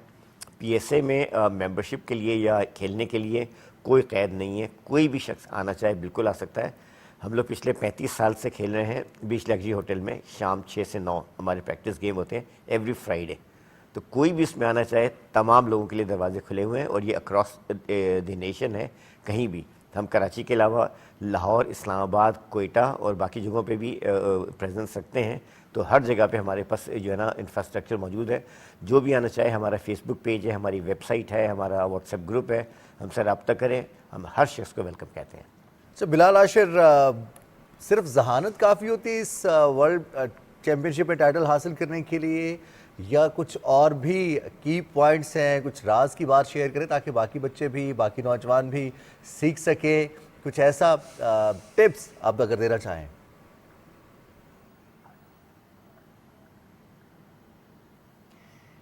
जी, फर्स्ट ऑफ ऑल तो आपको बहुत अच्छी गाइड होना आपके लिए बहुत ज़रूरी है। तो मुझे जो सबसे अच्छी अपनी गाइड मिली है वो, जैसे तारिक अंकल ने बताया, सबसे पहले तो सैयद इमाद अली जो हमारे फॉर्मर चैंपियन रह चुके हैं उनसे मिली है, और अली भाई ने भी बहुत सपोर्ट किया, अली सलमान जो पिछले साल के हमारे डिफेंडिंग वर्ल्ड चैंपियन थे, उन्होंने भी बहुत मुझे सपोर्ट किया और बहुत टिप्स सिखाई हैं। और जहाँ आपने बात की जहानत की, तो जहानत के साथ साथ आपको बहुत मतलब अपनी एनर्जी देनी पड़ती है और आपको सीखने पड़ते हैं वर्ड्स, और उनको लगाने का आपको टैक्टिक आनी चाहिए, जैसे आपको किस जगह पे लगाना है, किस वक्त लगाना है और किस पोजीशन पे किस तरीके से आपको लगाना है। और उसके साथ साथ आपको आपके पास टेम्परामेंट भी होना चाहिए, क्योंकि कुछ लोग होते हैं ऐसे 4-5 गेम लाइन से हार गए तो कॉन्फिडेंस लेवल डाउन हो जाता है, फिर कहते हैं खेलने का मूड ही नहीं हो रहा होता फिर। तो वैसे ही मतलब आपको कॉन्फिडेंस लेवल चाहिए होता है, क्योंकि हर गेम आप नहीं हार सकते, आपको कोई ना कोई मैच अच्छा मिलेगा। सही। बिलाल, आप अपनी एज से ज्यादा मैच्योर भी लग रहे हैं, और वो जो स्पोर्ट्समैन स्पिरिट भी है ना वो भी बहुत अच्छी है। मूड नहीं खराब होना चाहिए, बिल्कुल मूड नहीं खराब होना चाहिए। And it is really good कि जो हमारे अंडर 12 के खिलाड़ी हैं वो भी इतने कॉन्फिडेंट हैं और इतनी उनकी कैपेसिटी बिल्डिंग है। बिलाल, ये बताइएगा कि जब ये चैंपियनशिप के लिए आप क्वालिफाई करने वाले थे तो कितने घंटे, कितनी देर प्रैक्टिस करते थे रोज़? क्योंकि ऑनलाइन प्रैक्टिस होती है तो इवेंचुअली माइंड को भी, आइज़ को भी अफेक्ट कर रही होती है, तो कितनी देर करते थे आप?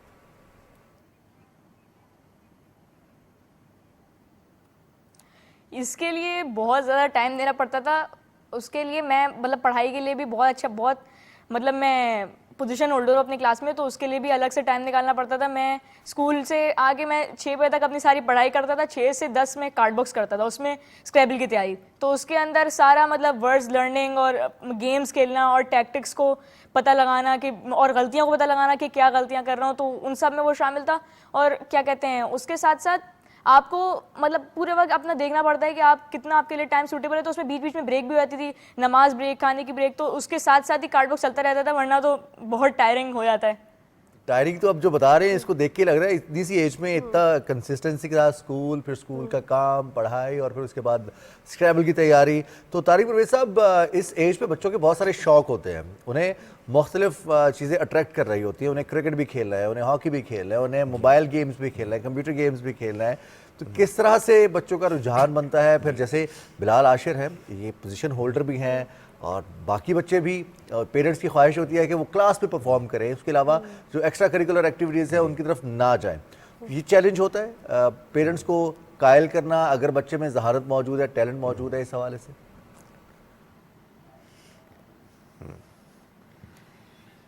वैसे स्क्रैबल के खेल में क्यों ना लकी ये बात ये है कि ये वो खेल है जिसमें पेरेंट्स खुद चाहते हैं कि उनके बच्चे खेलें। क्योंकि स्क्रैबल वो खेल है जिससे उनकी जहानत इंप्रूव होती है, उनकी एकेडमिक्स एक्चुअली इंप्रूव हो जाती हैं, इससे बच्चों की कंसंट्रेशन बेहतर होती है, वो अपनी पढ़ाई में पहले से ज़्यादा बेहतर हो जाते हैं। तो इस वजह से बच्चों से ज़्यादा उनके वालिदैन की ख्वाहिश होती है कि वो खेलें, तो लिहाजा हमें उसमें कोई कभी प्रॉब्लम नहीं है पेरेंट्स की तरफ से।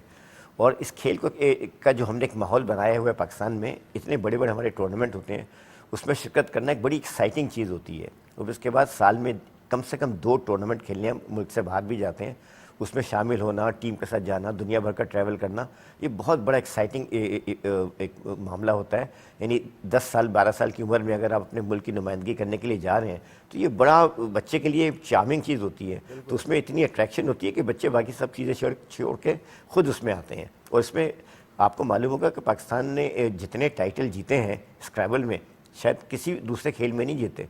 कोई ऐसा दुनिया का टाइटल नहीं है यूथ का जो पाकिस्तान ने ना जीता हो। तो अभी भी जब हम चैम्पियनशिप में गए थे, डिफेंडिंग चैम्पियन हम थे, एशियन चैम्पियन हम ऑलरेडी हैं, सारे टाइटल पाकिस्तान के पास हैं। इस चैम्पियनशिप में भी ये दुनिया तारीख़ में पहला मौका है कि किसी एक मुल्क के 4 खिलाड़ी टॉप 10 में शामिल हुए हैं, इससे पहले कभी भी ऐसा नहीं हुआ था। हमारे जो डिफेंडिंग चैम्पियन थे अली सलमान, 2 दिन तक वो नंबर 1 पोजीशन पे ही रहे थे। इत्तफाक से आखिरी 3 गेम वो हार के वो नीचे चले गए, अदरवाइज़ इसमें भी पाकिस्तान के जीतने के भरपूर चांसेस थे। और वो भी श्रीलंका ने जो परफॉर्म किया, जिस तरह के श्रीलंकन प्लेयर्स ने आखिरी राउंड में परफॉर्म किया, उसकी वजह से वो चैंपियनशिप जीतने में कामयाब हुए। सही। अच्छा बिलाल, ये बताइएगा कि अंडर 12 वर्ल्ड चैंपियन तो बन गए, अब आगे किस इवेंट की तैयारी कर रहे हैं?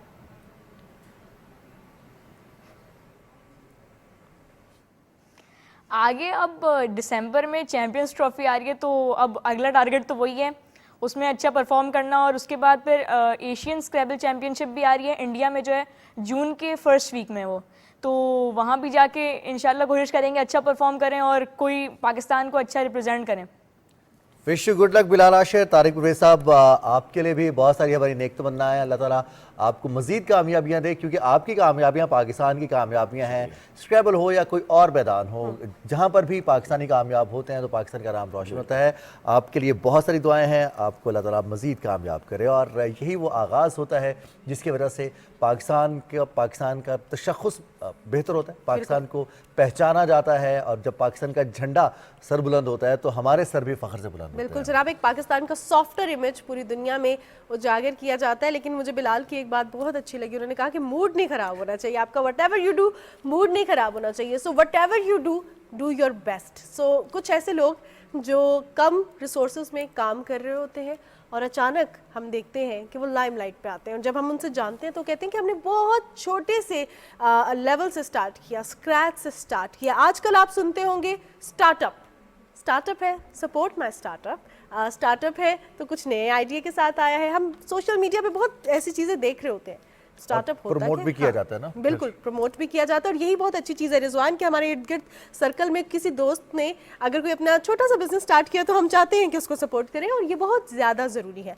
लेकिन ये स्टार्टअप होता क्या है, स्टार्टअप हम किस चीज़ को कह सकते हैं, स्टार्टअप में चैलेंजेस कौन से होते हैं, स्टार्टअप का मईशत को क्या फ़ायदा होता है और इंडिविजुअल लेवल पे क्या फ़ायदा होता है, इस पर बात करने के लिए हमारे साथ प्रोग्राम में चौधरी बख्त आसिफ मौजूद हैं। खुश आमदीद कहते हैं आपको प्रोग्राम में। Thank you so much. खैरियत से आप। सबसे पहले तो हमारे नाज़रीन को बताइए कि स्टार्टअप नॉर्मली तो वो कह रहे हैं स्टार्ट करना, किसी चीज़ का आगाज़ करना, लेकिन ये स्पेसिफिकली कारोबार से मुंसलिक है, किसी आइडिया से मुंसलिक है, ये है क्या? बेसिकली स्टार्टअप जो है वो एंटरप्रेन्योरशिप, आपको पता है बिजनेस से रिलेटेड सारी एक चीज़ है। ठीक है।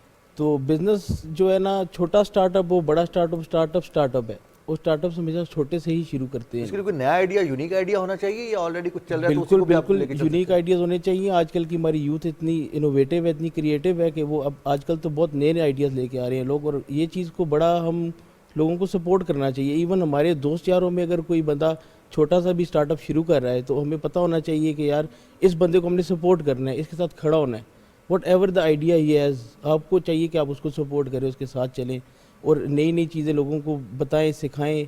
मतलब अगर आपको पता है या हमें पता है बिजनेसेस के बारे में, तो हमें चाहिए हम लोगों को गाइड करें, इर्द गिर्द के अपने लोगों को गाइड करें इस बारे में। अच्छा आसिफ, हमने देखा होगा इर्द गिर्द हमें कहा जाता है अक्सर औकात, खास तौर पे किसी भी ढाबे पे बैठे हो, किसी आप 5 स्टार होटल पे बैठे हो, जहाँ पे यूथ बैठी है ना, वो उनमें से एक दोस्त लाजमी मशवरा देते हैं अपना बिजनेस करते हैं। बिजनेसेस के लिए अब बिजनेस जब शुरू कर रहे होते हैं छोटे से लेवल से, क्या 3-4 चीज़ें टिप्स पे हैं जो करनी चाहिए?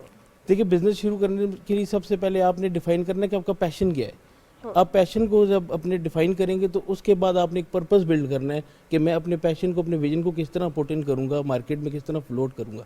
तो इसके लिए आपको चाहिए कि आप बड़ी रिसर्च करें, पहले लोगों को देखें जिन्होंने स्टार्टअप्स किए हैं। आई थिंक पाकिस्तान में काफ़ी बड़े नेम्स हैं जो बड़े छोटे लेवल से स्टार्ट हुए हैं और आज माशाल्लाह उनके दे आर डूइंग वंडर्स।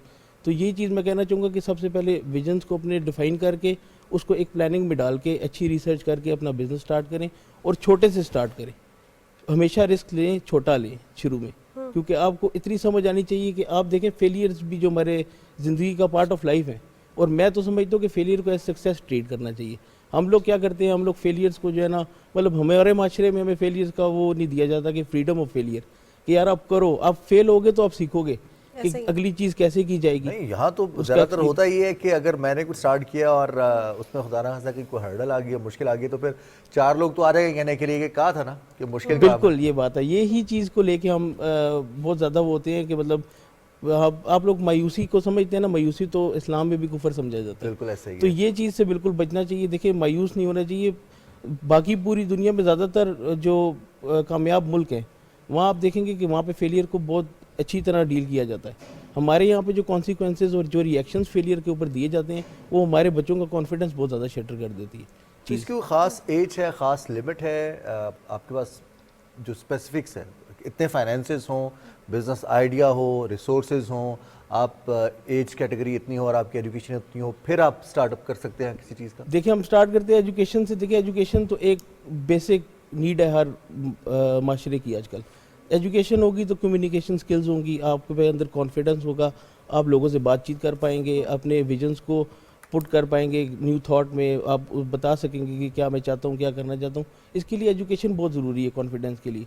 लेकिन बात ये है कि जहाँ पे आप स्टार्टअप्स की बात करते हैं तो सबसे पहले हमारे माशरे के लोग कहते हैं, मतलब यूथ की मैं बात करूँगा स्पेसिफिकली, तो वो सबसे पहली बात आती है कि यार मैं कैसे स्टार्ट करूँगा, मेरे पास तो पैसे नहीं है। बिल्कुल। सबसे पहली चीज़ ये आती है। तो आप जब ये क्वेश्चन करते हैं कि आई कांट अफोर्ड इट, तो आपका माइंड ऑटोमेटिकली बंद हो जाएगा और वो आइडिया कभी भी नहीं आएगा कि आप इसके बजाय ये क्वेश्चन अपने आप से क्यों नहीं करते कि how can I afford it. जब ये क्वेश्चन आप अपने आप से करेंगे तो आपको ऑटोमेटिकली काफ़ी ऐसी चीज़ें मिल जाएंगी, काफ़ी ऐसे रास्ते मिल जाएंगे, लोग ऐसे आपके साथ जुड़ जाएंगे कि आपको ऑटोमेटिकली वो चीज़ आपको आइडियाज़ आना शुरू हो जाएंगे कि सोल्यूशन क्या है चीज़ का। कंपनी भी मैटर करती है इस हवाले बिल्कुल से। बिल्कुल ऐसा ही है। सोल्यूशंस की तरफ जो है अच्छा वो- आसिफ, आपसे एक चीज़ जानना चाहूँगी, ये सिर्फ स्टार्टअप के लिए नहीं, हर फील्ड ऑफ लाइफ के लिए ज़रूरी है। हम अक्सर औकात देखते हैं बड़े कॉन्फिडेंट लोग हैं, बहुत अच्छी कम्युनिकेशन स्किल्स हैं, लेकिन जो कॉन्फिडेंस है टू फेस द फेलियर वो नहीं है। किसी जगह पे कुछ बुरा हुआ, फॉरन कॉन्फिडेंस लूज किया। बल्कि इससे पहले जो हम सेगमेंट पे बात कर रहे थे वो भी ये कह रहे थे कि मूड नहीं खराब होना चाहिए, कॉन्फिडेंस लूज नहीं करना चाहिए। यूथ ये करती भी है। और जब बिजनेस स्टार्ट कर रहे होते हैं, स्टार्टअप होते हैं, तो अपने सर्कल में कुछ लोगों को इस वजह से भी नहीं बताया जाता कि खुदा न खास्ता ना चला तो क्या होगा, चलेगा तो सारी दुनिया को पता चल जाएगा। तो अब ये वाला कॉन्फिडेंस कैसे आए कि confidence to face the failure, confidence to learn new things. बिल्कुल सही बात आपने की है और बहुत अच्छा आपने क्वेश्चन किया, क्योंकि ये सबसे बड़ी चीज़ है जो हमारी यूथ को समझनी चाहिए। अब वक्त है कि हम लोग थोड़ी सी नई सोच लेके आए माशरे में। और मैं इवन इस चीज़ को थोड़ा बहुत पेरेंट्स को भी गाइड करूँगा इस चीज़ में कि देखिए, जब फेलियर होता है ना, तो आप एकदम बच्चे को अगर बातें सुना देंगे या इवन आपके दोस्त यार कह देंगे कि पहले से यही बोला था कि यार आपने बिज़नेस स्टार्ट किया, ये तो हमने कहा था कि फेल होगा, तो ये चीज़ें उसका बड़ा सेटबैक है। उस बंदे के माइंड में आपने उसका कॉन्फिडेंस तो शटर कर दिया बिल्कुल ही। देखिए, मैं आपको एक बड़ी अच्छी मिसाल देता हूँ। आपने थॉमस एडिसन के बारे में तो सुना हुआ, जिन्होंने बल्ब बनाया। बिल्कुल। सारी ज़िंदगी आपको पता है, जब वो छोटे थे तो उनकी वालदा को एक लेटर आया था उनकी स्कूल की तरफ से, तो उसमें लिखा हुआ था कि आपका बेटा इस काबिल नहीं है कि हम इसको इस स्कूल में पढ़ा सकें। तो उसके बाद उसकी जब वालदा ने वो लेटर पढ़ा तो उन्होंने इस पर उनका रिएक्शन देखें कितना अच्छा था माशाल्लाह, कि उन्होंने बोला कि आप उन्होंने अपने बेटे से कहा कि आपका जो लेटर आया यूनिवर्सिटी से, उसमें उन्होंने ये लिखा है कि आप सबसे ज़्यादा ज़हीन बच्चे हैं और आपको पढ़ने की ज़रूरत नहीं है स्कूल में। तो एक पॉजिटिव इम्पैक्ट उन्होंने बच्चे के माइंड में डाल दिया। तो सारी ज़िंदगी थॉमस एडिसन ये समझता रहा कि मैं बहुत लाइक आदमी था जो इस स्कूल के काबिल नहीं था।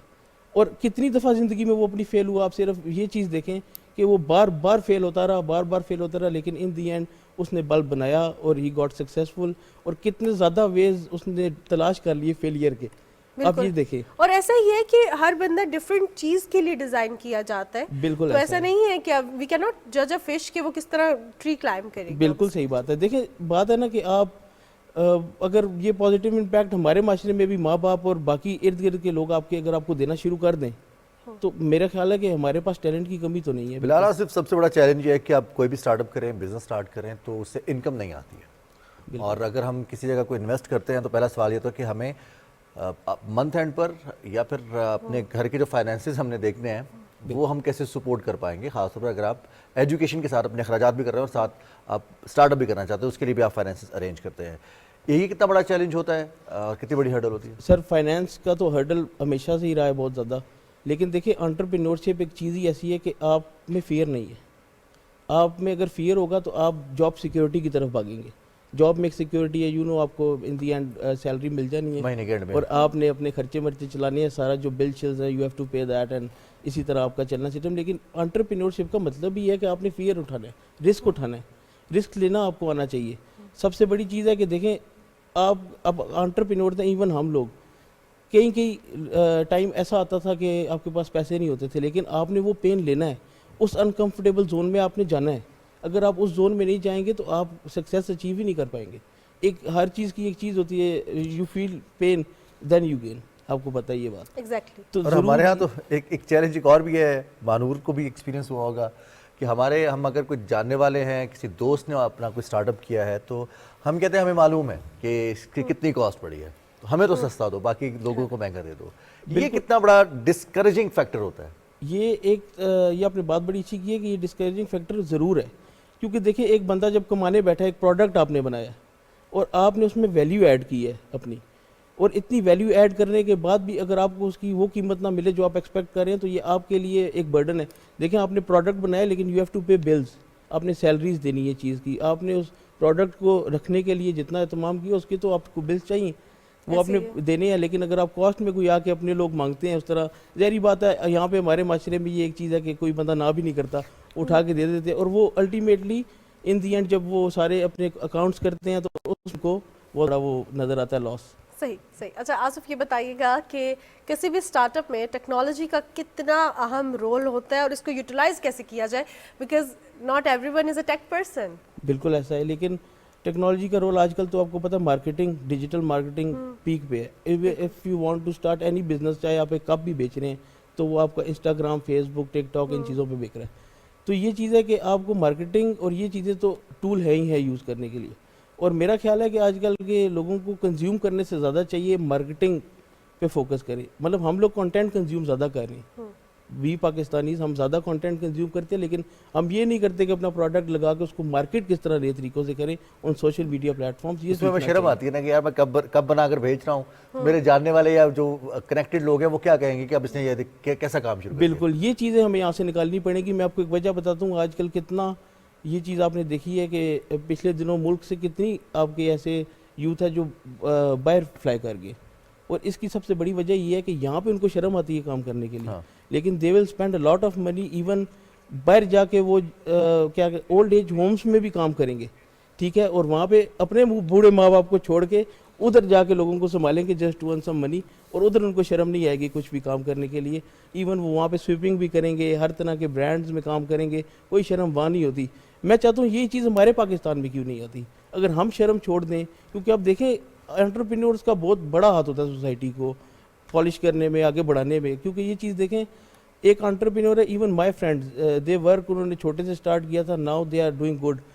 यकीन करें, मेरा एक दोस्त है वो साथ अपना NGO भी चलाता है, जितनी माशाल्लाह से यतीम बच्ची हैं उनका ख्याल करना, और वो अपने बिजनेस से उनको सपोर्ट करता सारा। तो कितना हमारा ओवरऑल इकोनॉमी में और इस चीज़ में कितना। और ये तो आपने बड़े दिल की बात की है कि हमें यहाँ पे शर्म आती है, बाहर जाकर शायद हम वो काम भी करना शुरू हो जाते हैं, या वो काम भी हम करते हैं पैसे कमाने के लिए, क्योंकि हमें शायद वहाँ पर जज करने वाला कोई नहीं है, हमें पहचानने या बताने वाला कोई नहीं है कि ये काम जो है ये तुम्हारे म्यार का काम नहीं है। लेकिन जब अपने मुल्क की बात आती है, अपने लोगों की बात आती है, तो हमें भी यहाँ पर अपने लोगों की खिदमत करना या फिर उनका ख्याल रखना, उनके लिए काम करना और अपने काम से रेवेन्यू जनरेट करना, ये बैक वक्त बहुत सारे सेक्टर्स में हमारे लिए बेनिफिशियल होता है। बिल्कुल जनाब, और ख़ास तौर पे इस पे हमारे पे भी जिम्मेदारी रिजवान आयद होती है कि अगर हम अपने इर्द गिर्द किसी को 2 या 3 जॉब्स करते हुए देख रहे हैं, और जॉब करते हुए देख रहे हैं, एक्स्ट्रा एफर्ट करते हुए देख रहे हैं, या अपने ऑफिस में ओवर टाइम करते हुए देख रहे हैं, तो हमने ऐसे लोगों को अप्रिशिएट करना है, ऐसी ख़वातीन को, ऐसे मर्द हजरात को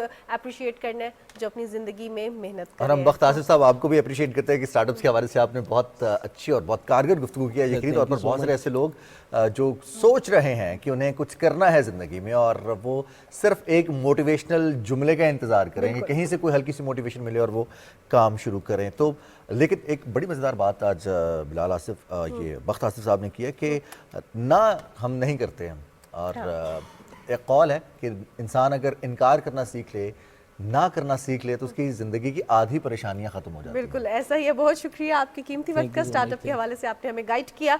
सो बेसिकली अगर हम बात करते हैं एक छोटी सी मोटिवेशनल कोट का, एक मोटिवेशनल लाइन का, एक मोटिवेशनल सेइंग का, जो हमारे इर्द गिर्द के लोग हमें कहते हैं, तो हमारा हौसला जो है वो बढ़ जाता है। और वो जब हौसला बढ़ता है तो ऐसा नहीं होता कि वो सिर्फ हमारा माशरा ही हमें पहचानता है, बल्कि पूरी दुनिया पहचानती है। Guinness book of world record में भी हमारा नाम शामिल हो सकता है, और ऐसा ही हुआ है जी। अमेरिका का रुख करते हैं। अमेरिकी रियासत के एक शख्स ने सबसे कम मुद्दत में कागज़ का जो है जहाज़ बनाकर हवा में फेंकने का जो रिकॉर्ड है वो कायम किया है, और उन्होंने 6.15 सेकंड की कलील तरीन मुद्दत में ये कारनामा सरअंजाम दिया है। अच्छा, ये इनका काम ही Guinness book of world record के लिए कारनामे सर अंजाम देना है, और इनको Guinness book of world record वाले चैलेंज भी देते हैं कि आप पहले इनका यही कारनामा जो है वो कागज़ के जहाज़ को बनाकर हवा में उछालना, ये 7 सेकंड में था। अब इसको उन्होंने कहा अपना रिकॉर्ड तोड़, तो इन्होंने ये रिकॉर्ड तोड़ दिया है और 6.15 सेकंड में ये जहाज़ बनाकर उड़ा दिया है। अभी तक ये 250 Guinness book of world record अपने नाम कर चुके हैं। तो ये इनका जो मसरूफियत है, जो इनके स्किल्स हैं, वो Guinness book of world record के लिए हैं। और पाकिस्तान में भी बहुत सारे एथलीट्स हैं ऐसे हैं जो 50 मुकम्मल कर रहे हैं अपने वर्ल्ड रिकॉर्ड्स की, और उसमें कामयाब भी हो रहे हैं। बिल्कुल जनाब, ऐसे नौजवान हमारे इर्द गिर्द भी मौजूद हैं, पाकिस्तान में भी मौजूद हैं। अब वक्त हुआ है ब्रेक का, उसके बाद वापस आते हैं। देखते रहिए PTV news.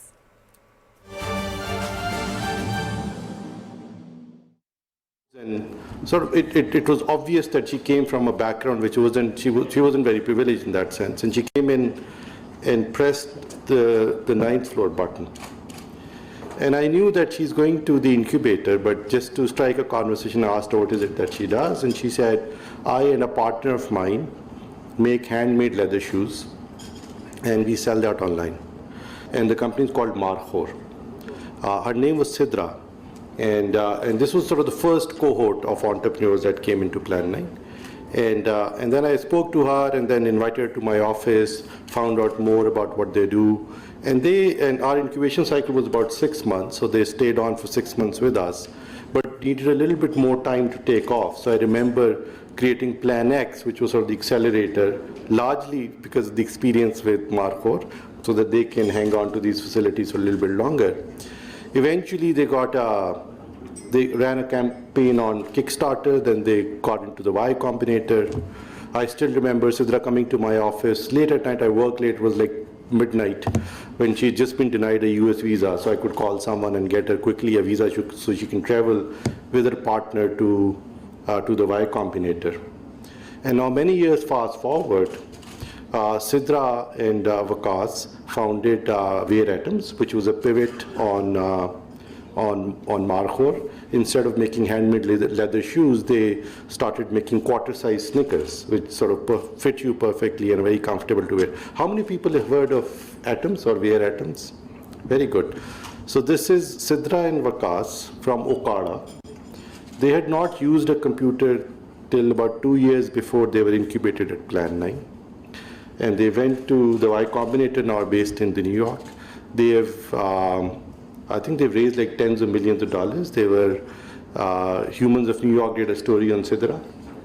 They were on Vogue's cover, or Vogue did a story on them.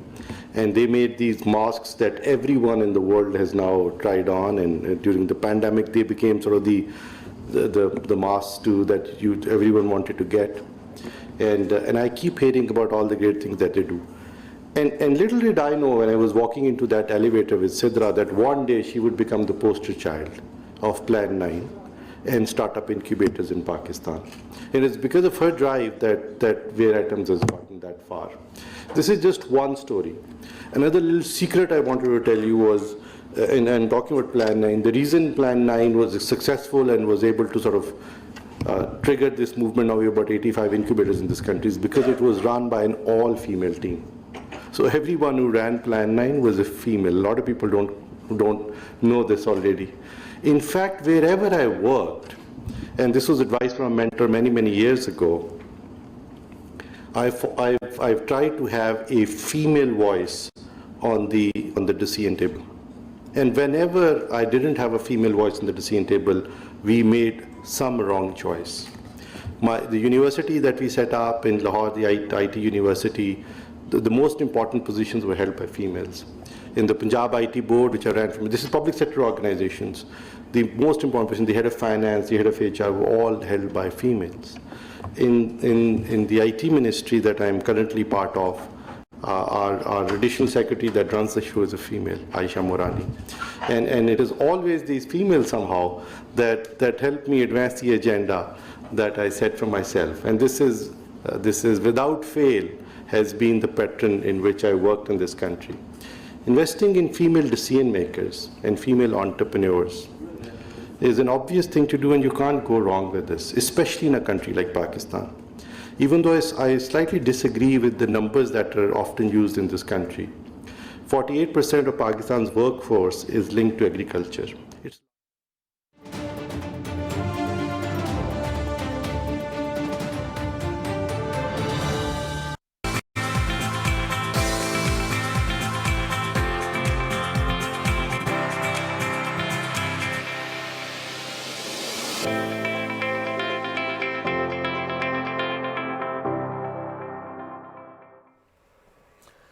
नाज़रीन, दुनिया में बहुत सारे फ़न, बहुत सारा इल्म ऐसा है जिसको बहुत नाम मिला। बहुत सारे लोग ऐसे आए जिन्होंने उसे इल्म की वजह से, उसे फ़न की वजह से बहुत शोहरत हासिल की। लेकिन एक ऐसा फ़न, एक ऐसा इल्म और एक ऐसी अता जो उस रब्बे बारी ताला की देन है, इंसान उसको निखारता है, लेकिन उसका अजर इतना बड़ा है, उसमें शोहरत इतनी ज़्यादा है, उसमें सुकून इतना ज़्यादा है कि दुनिया की कोई और इल्म, दुनिया का कोई और फ़न उसका मुकाबला नहीं करता। और हम बात कर रहे हैं नात खाने की, सना खाने की। बिल्कुल जनाब, जिस तरह रिजवान आपने कहा कि उसमें सुकून इतना ज़्यादा है, ना सिर्फ सुनने वालों के लिए बल्कि जो नाते रसूल मकबूल सल्लल्लाहु अलैहि वसल्लम का नजराना पेश कर रहा होता है, उसको जितना सुकून कल्ब मिल रहा होता है, ये उसकी आवाज़ में, उसकी जो एहसास होता है, जो उसके जज्बात होते हैं, उसमें इसकी अक्कासी हो रही होती है। आज भी हमारे साथ एक नात ख्वां मौजूद है, लेकिन वो नात ख्वां साउथ अफ्रीका से पाकिस्तान तशरीफ़ लाए और आज नाते रसूल मकबूल सल्लल्लाहु अलैहि वसल्लम का नजराना भी पेश करेंगे। लेकिन उनसे पहले जानेंगे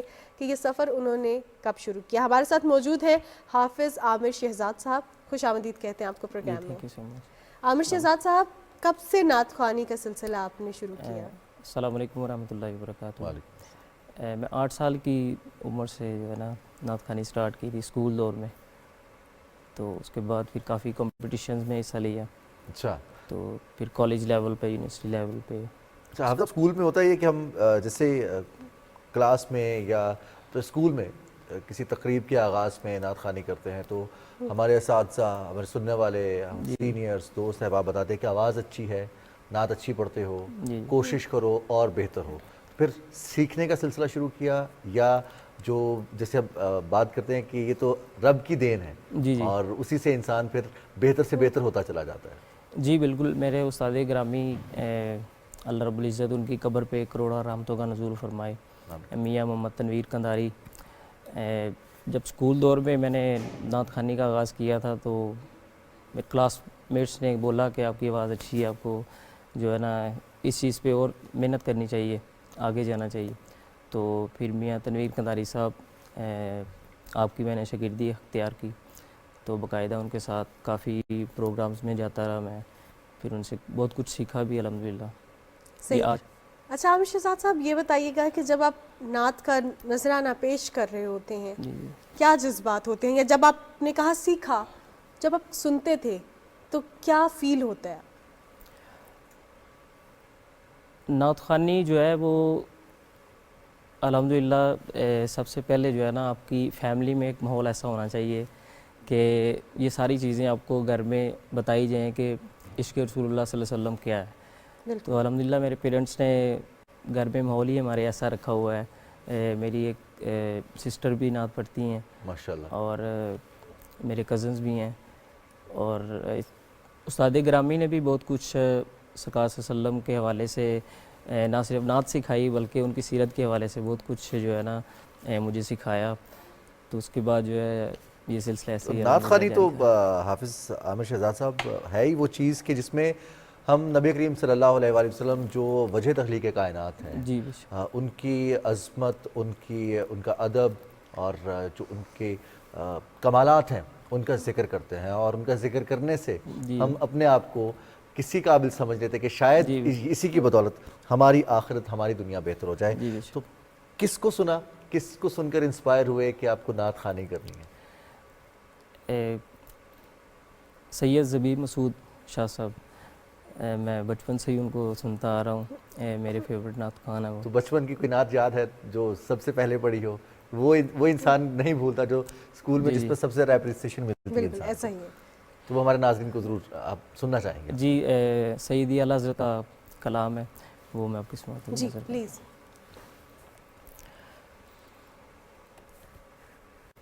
वो सुए लाज़ार फिरते हैं,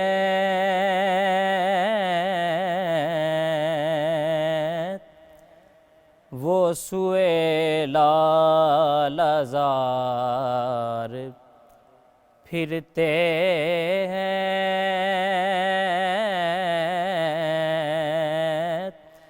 तेरे दिन बहार फिरते हैं,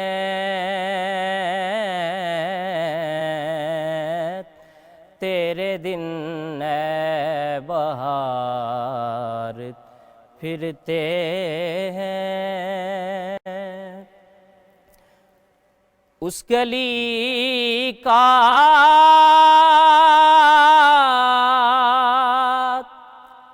गदा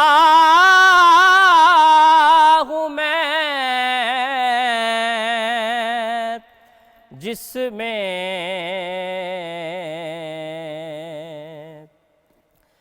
उस गली का गदा हूँ मैं, जिसमें मांगते ताजदार फिरते हैं, मांगते ताजदार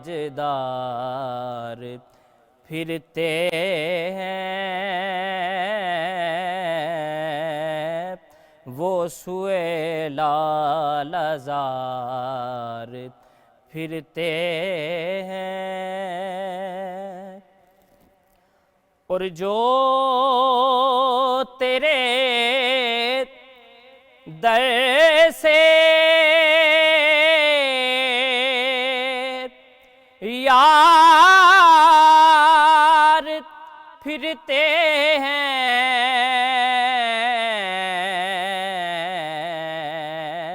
दर बदर यूं ही ख्वार फिरते हैं, दर बदर यूं ही ख्वार फिरते हैं। वो सुए लालजार फिरते हैं। सईद आला हज़रत मक्ता लिखती हैं, बस समात कीजिए। उस गली का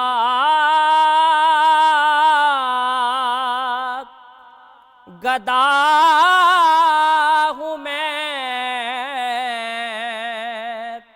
जिसमें मांगते ताजदार फिरते हैं, मांगते ताजदार फिरते हैं। और कोई क्या पूछे तेरी बात रज़ा,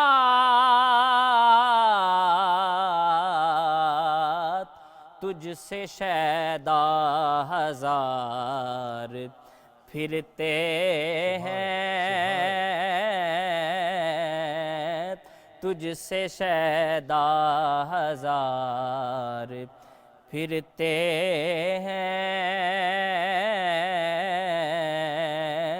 वो सुए लालजार फिरते हैं, तेरे दिन ए बहार फिरते हैं। जज़ाकल्लाह, बहुत शुक्रिया हाफिज़ आमिर शहज़ाद इतनी खूबसूरत नात का नजराना पेश करने के लिए और इतने खूबसूरत जो कलमात थे वो बयान करने के लिए। और इसके साथ ही हमारे प्रोग्राम सुबह पाकिस्तान का वक्त भी ख़त्म हुआ चाहता है। आपसे मुलाकात होगी अगले हफ्ते बशर्ते सेहत बशर्ते ज़िंदगी। और जाने से पहले हम एक छोटी सी बात जो आज आपके साथ शेयर करना चाहते हैं कि अदब पहला जीना है मोहब्बत के जीनों में, तो अदब कीजिए। और अदब ही है जो इंसान को बहुत सारी मंजिलें पार करा देता है। अपना बहुत सारा ख्याल रखिएगा, हमें इजाज़त दीजिए। अल्लाह हाफ़िज़।